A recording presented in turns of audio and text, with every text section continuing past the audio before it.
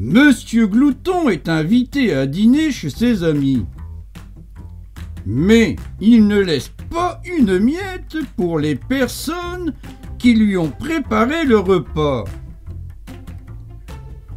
Monsieur Rapide décide de lui préparer un repas pas comme les autres.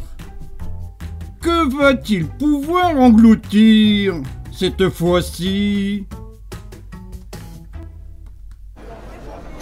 Monsieur Glouton est invité à dîner. D'après l'œuvre de Roger Hargreaves, écrit et illustré par son fils Adam Hargreaves en 1997. Traduction et illustration en français en 2011 par les éditions Hachette Jeunesse.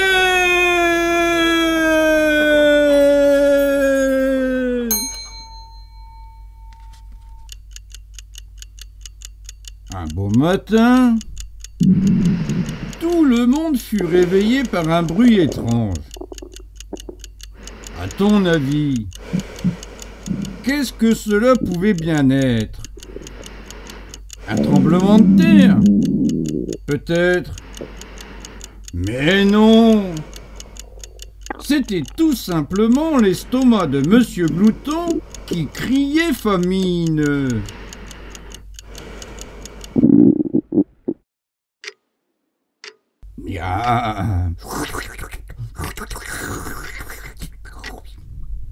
Une brioche, 2 saucisses, 3 tartines, 4 œufs, des flocons d'avoine, des crêpes.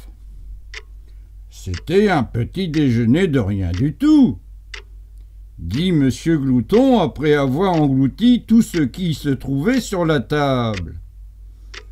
Je me rattraperai à midi. Et il monta dans sa belle auto toute neuve pour aller rendre visite à son ami Monsieur Rapide.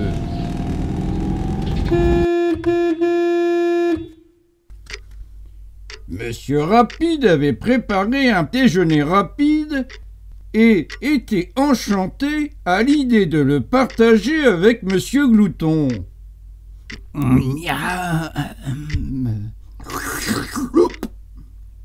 Une brioche, un jambon, 3 assiettes de purée, du fromage, des crêpes. En un clin d'œil, Monsieur Glouton eut avalé tout le déjeuner que Monsieur Rapide avait préparé. Ce Monsieur Glouton est un vrai glouton. Il ne m'a rien laissé, s'écria Monsieur Rapide, très désappointé, après le départ de son ami.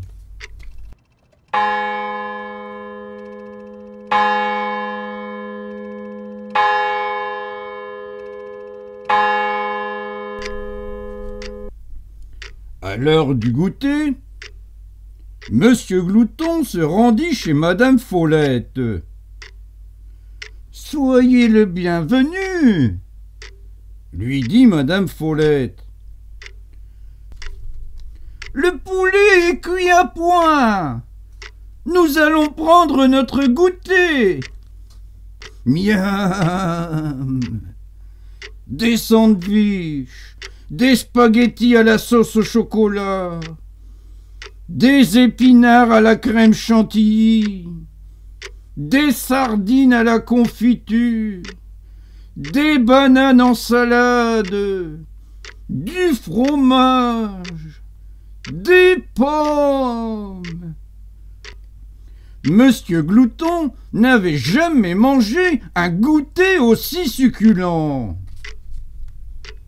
Ah, ce Monsieur Glouton est un vrai goinfre.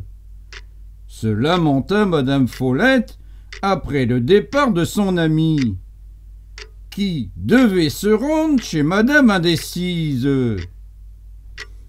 Il ne m'a même pas laissé le plus petit morceau de poulet.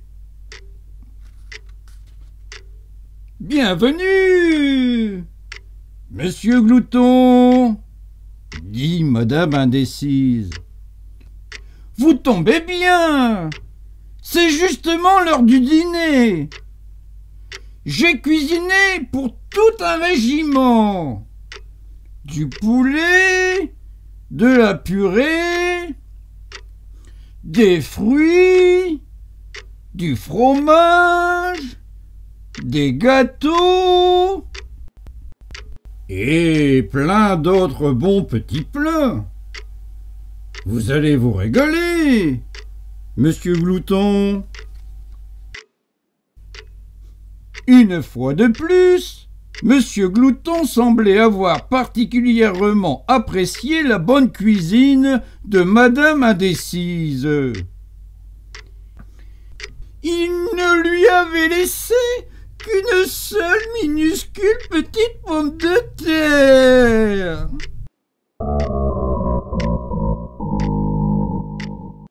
Monsieur Bizarre s'apprêtait à prendre un léger souper lorsque monsieur Glouton sonna chez lui.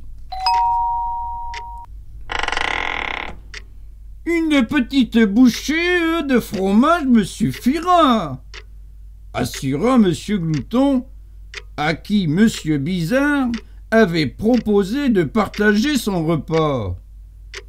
Gloups! Miam!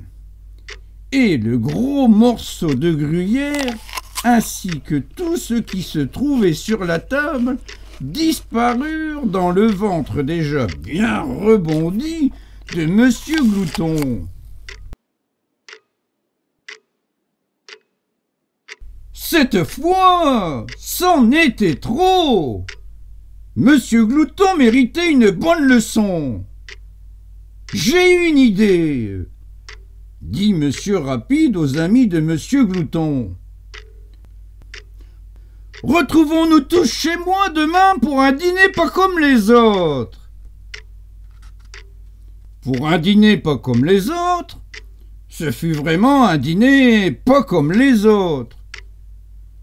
Prenez un peu de dinde, monsieur Glouton, proposa monsieur Rapide en tendant à son invité un plat vide. Mais enfin, mangez, mangez donc, insista monsieur Bizarre. Reprenez un peu de cette délicieuse jardinière de légumes, dit madame Follette. Cette glace aux amandes et au chocolat est exquise, s'exclama madame Indécise. Les assiettes étaient vides, les plats désespérément vides. Et pourtant, tous les convives semblaient se régaler.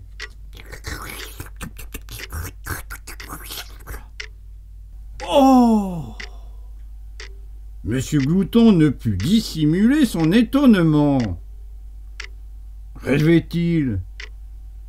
Les repas copieux de la veille lui brouillaient-ils les idées? Perplexe, il fit mine de manger, tout comme ses amis.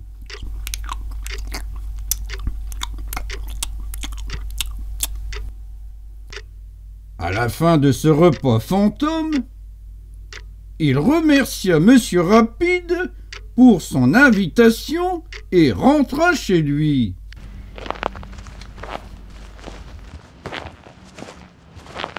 Je sens tout de même un petit creux, se dit-il en arrivant.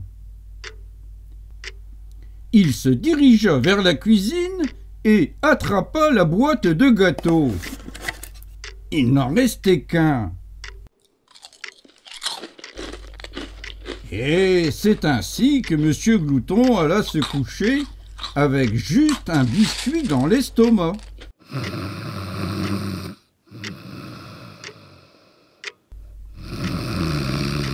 Cette nuit-là, Monsieur Glouton eut un sommeil paisible et fit de beaux rêves. Il rêva de montagnes en chocolat et de torrents de crème à la vanille.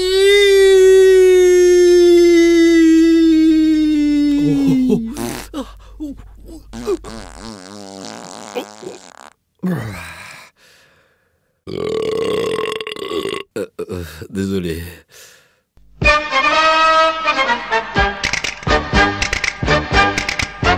Je préfère manger à la cantine avec les copains et les copines. Et même si la viande est dure comme du caoutchouc, au moins je suis sûr de rigoler un bon coup. Je préfère manger à la cantine, même si le beurre c'est de la margarine. Tant pis s'il y a des cailloux dans les épinards, je préfère manger au réfectoire. Je préfère manger à la cantine avec ses copains et ses copines. À la maison on ne peut pas manger avec les doigts. C'est défendu de jouer au billes avec les petits pois. Ce n'est pas marrant d'être à table. À la cantine on se bagarre avec la confiture. On s'en met plein les mains, plein les habits, plein la figure. Et quand il y en a un qui rouspète, on lui fait manger son assiette. Je préfère manger à la cantine avec les copains et les copines. Et même si la viande est dure comme du caoutchouc, au moins je suis sûr de rigoler un bon coup.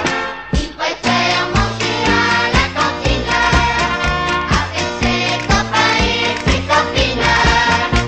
À la maison quand il y a un invité à déjeuner, on m'a toujours bien défendu de lui faire des croche-pieds et de l'envoyer sous la table. À la cantine on est chez nous, c'est notre république. On pousse les tables dans un coin pour faire de la musique. Voulez-vous danser, mademoiselle, tout en finissant vos querelles? Je préfère